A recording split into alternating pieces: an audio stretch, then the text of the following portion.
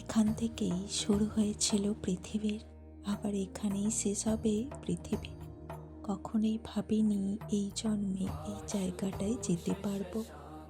এটি হলো কেদারেশ্বর গুফা মন্দির, যেটা মহারাষ্ট্রের হরিশ্চন্দ্রগড়ে অবস্থিত।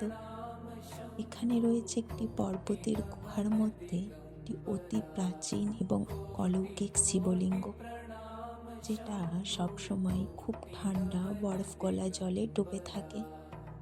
আর এই শিবলিঙ্গ চারপাশে রয়েছে 4টি স্তম্ভ, যে স্তম্ভগুলি এই বিশাল পর্বতটিকে ধরে রেখেছে। এই 4টি স্তম্ভ 4টি যুগকে নির্দেশ করে।